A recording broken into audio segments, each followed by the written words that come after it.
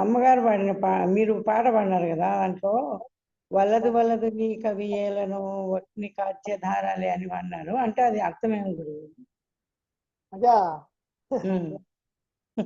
మనకి లౌకికమైనటువంటి కోరికలు ఏవైతే ఉన్నాయో ఆ, మనం ప్రపంచం వైపు చూస్తాం, ఏవో కావాలనుకుంటాం, భోగాలు కావాలనుకుంటాం, భోగాలన్నీ చివరికి రోగాలుగా మారుతాయి.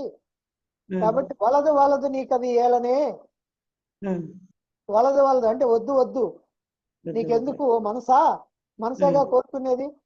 వలదు వలదు నీకు అవి ఏలనే వహినికి ఆజ్యధారలే, అగ్నిలో ఆజ్యం పోసినట్టు. అగ్నిలో నెయ్యి కనుక పోస్తే ఏమవుద్ది, ఇంకా బాగా మండుతుంది. అట్లా ఈ కోరికలు ఇవన్నీ కనుక పెట్టుకొని అంటే ఇంకా ఇంకా కోరికలు తీరుతా ఉంటే ఇంకా కోరికలు కోరుకోవాలనిపిస్తుంది, ఇంకా మునిగిపోతా ఉంటాం. అందుకని అది వలదు వలదు నీకవి ఏలనే వహినికి ఆజ్యధారలే. లక్ష్మికి ఆజ్యదారు. అదే గురుదేవా, ఏమో దానికి అర్థం తెలుసుకుందామని అడిగినాను గురుదేవ. రైట్ రైట్, తెలుసుకోవాలా, తెలుసుకుంటే బాగుంటుంది.